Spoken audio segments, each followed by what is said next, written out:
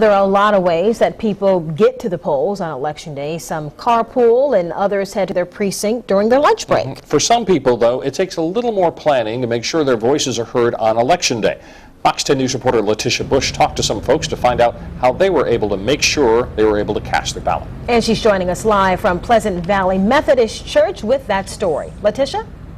You know, it was a really important day for a lot of people today, and I had the opportunity to go to a retirement community to see how they got groups of people and organized a way for them to get to the polls. And I also spoke to a woman who's been voting for more than 50 years. She has not missed an election yet, not a primary, not a general election, nothing. But she did run into some problems this year, and as you'll see in my story, though, she didn't miss a beat. Whatever comes, you can. Margaret Jones remembers when she wasn't allowed to vote. Then the civil rights movement happened, and well, she hasn't stopped voting since. Had a guy from NAACP come out, and he took my card and signed me over, and I've been a registered voter. I don't miss nothing.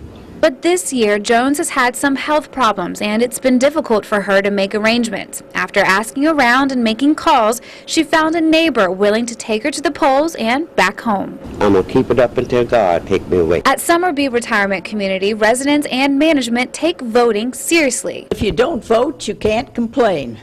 Summerby provides bus transportation to the precinct at Hillcrest Baptist Church.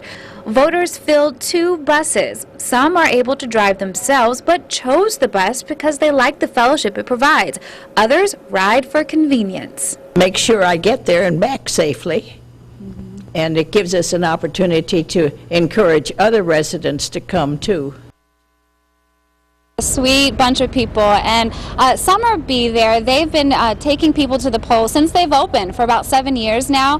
And Miss Margaret Jones that you saw earlier in this story, well, she's now focused on getting her neighbors registered to vote. I'm Fox 10 News reporter Letisha reporting live here in Mobile. It's no surprise that the GOP presidential race is a big focus in Mississippi. Fox 10 News reporter Dale Kerr-Williams spoke with voters at the polls.